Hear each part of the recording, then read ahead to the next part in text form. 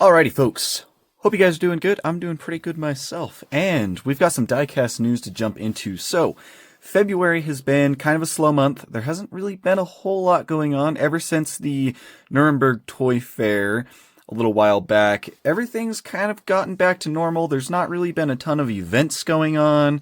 It's all pretty much just been normal pre-releases here and there. So with that being said, this will be a quicker one. Let's just jump straight into it. We've got Mini GT pre-orders.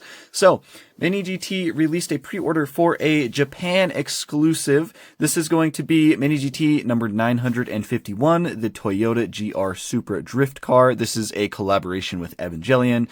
So pretty cool. I know a lot of people are excited about that kind of stuff. But like I said, it will be a Japan exclusive, but don't worry. These Japan exclusives are usually pretty easy to find in all other regions, even though they technically are regionals. But there is that. We also have a February 10th pre-order from Mini GT. This one's pretty nice. This one is going to include a McLaren 750S Spider in gray, a Bentley Mulliner Batur in white, which we actually just saw showcased at Nuremberg Toy Fair. I'm super excited for that. Then we have a red Mercedes-Benz EQS. This is a casting we've seen before, so nothing super new. A BMW M3 Touring in mint green. We also saw this one at Nuremberg Toy Fair, and it is also a recolor of an existing casting.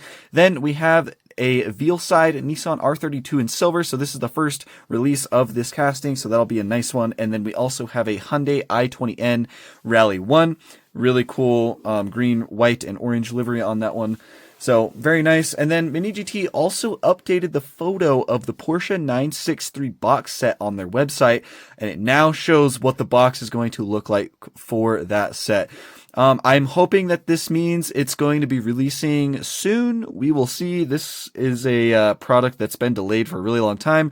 Pretty sure this was supposed to come out back in the beginning of Q4 last year. So hopefully that means it's releasing soon.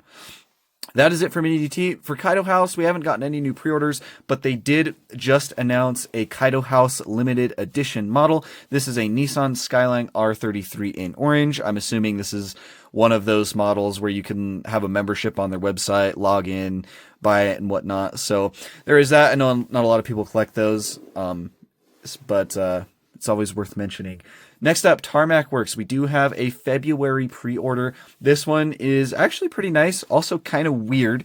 So the first one, we have the Schuko collaboration model. It is a Porsche 911 Carrera RSR 2.8 in a really nice white and red retro racing livery. Then we have a Mercedes AMG F1 W12. We've seen quite a few of these, so they're cranking out another one. Then we have a Pagani Utopia in white, a Mercedes-Benz 190e 2.5-16 Evo 1 in black. So kind of cool to see Tarmac Works do that. We also have a Honda Blade Sports Mugen CRX in silver. That one's pretty cool. And then we have a Veilside Mazda RX-7 in yellow and a Veilside Nissan Fairlady 400Z in orange. I do think it's kind of weird how both Mini GT and Tarmac Works randomly got licensing for Veilside and are starting to crank these models out. I'm almost thinking that Veilside went to a bunch of different diecast brands and made a bunch of deals. That's the only thing that really makes sense. But we're getting Veilside from Mini GT and Tarmac Works, so that is what it is. Tarmac Works has also struck a deal with Liberty Walk, and they are now an official partner with them. They will be producing Liberty Walk diecast in the $25.10 through $40 price range, USD, meaning that there will probably be a Hobby 64 line of Tarmac Works Liberty Walk cars in the future. The reason for the weird pricing is because I believe Mini GT holds the exclusive rights to the Liberty Walk license in the $10 to $25 price range. At least that's what I've heard from various people, and I believe that's also why Inno64 isn't doing a whole lot of Liberty Walk anymore. There have been a few models recently that have come out from Inno64 that are Liberty Walk, but I think that's because they had already grandfathered those models in. I don't think Inno64 is allowed to make Liberty Walk anymore. Same goes for CM, Pop Race, pretty much any brand. It looks like it's going to be exclusive to Mini GT and Tarmac Works now. And of course, Hot Wheels will continue to have the license, but they're not 1/64 scale, so that's a little bit different. But pretty interesting with Tarmac Works. Let's move on. We've got Inno64 pre-orders finally. I feel like it's been forever. This is their February 2025 pre-order. It consists of a Nissan GTR R35 Nismo in white, a Nissan Skyline GT3 R33 race car in that really cool Falcon livery. Then we've got a Nissan Skyline GTR R33 in a Razo racing livery, a Mazda RX-3 in a Martini livery. I'm kind of curious to see if these regular RX-3s are going to be licensed by Mazda, especially because this RX-3 does not appear to be a Liberty Walk version. I don't know. We'll see with that. And then we also have the Mad Mike Mazda RX-3 station wagon drift car. This one was released at Tokyo Auto Salon as an event exclusive, but it is now going to be released globally by Inno64.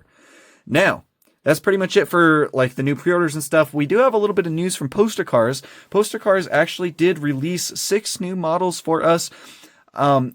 This consists of the Bugatti Mistral in blue and white, the Bugatti Divo in black and yellow, and the Pagani Codalunga in blue and green. Don't worry, I already have all 6 of these coming in the mail, so we will be reviewing them very soon, probably in the next couple videos or so. Centaria also announced, Tarmac Works announced on behalf of Centaria that the first car in the set is releasing very, very soon. It's the Ferrari SP3 Daytona in red. I've actually already reviewed this one on the channel if you're interested. And if you don't know what's going on with Centaria, basically Tarmac Works did a deal with Centaria, and they are, I don't know if they're producing them, but they're distributing them to China, which China is then distributing them to other regions. They have English and Chinese versions. They're coming in a box, and they have like a little magazine about the car. Really cool. But these all have already been released pretty widespread in Europe, which is why I do actually already have one. And that's why if you go on like eBay or something, you will already see a bunch of them. But now they're kind of getting released globally. These have been delayed quite a bit. We were already supposed to have like 8 or 9 of these Centaria models released, but they obviously have gotten very far behind. So hopefully this means that they're working on these other castings as well, and they're going to start cranking them out very soon. So, you guys, that is it for Diecast News. I do have one more thing to talk about before I let you guys go. I have a good friend. His name is Pulse Drivers, and he is a really cool guy in the Diecast community, and he is working on making a website that is pretty much a super in-depth database for a bunch of different diecast brands. So Mini GT and Kaido House are the first ones that he has live right now. And basically it's a database where you can research all the models, all the Mini GTs, Kaido House. You can see all the variations. You can see all the different packaging variations, like left-hand drive, right-hand drive. It tells you what regional exclusives they are. Really cool, really in-depth. There's not really anything else like this out there. There is a Mini GT Wikipedia fandom type website, but it hasn't been updated in years. And Mini GT's catalog on their website is also not accurate because they don't have all the models on there anyways, and they don't really tell you all the variations. So I think this is a really good tool. He's going to be adding a lot more brands in the future, like Tarmac Works, Inno64, Tomica Limited Vintage, Aoshima, Kyosho, and possibly even more than that. So I think it's a really good tool. It's already helped me out quite a bit, as I'm always learning about Mini GTs and researching different models for like my collection and for videos and all that kind of stuff.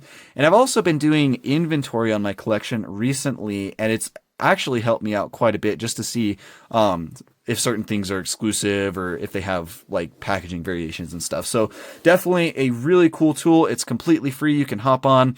He's also going to add a feature at some point that's going to let you track your collection on there, kind of show you like what cars you have, what you're missing. Really cool. It's completely free. Definitely go check it out. Even if you just pop over there, look around on the website, search through the Mini GTs, it's definitely really cool. I don't advertise a lot of stuff on my channel, as you guys know. In fact, I don't really ever advertise anything on my channel, pretty much just independent. But he's a good friend of mine, and I actually think this is a really good tool for you guys. I'm not just promoting it to promote it. So definitely go check his website out.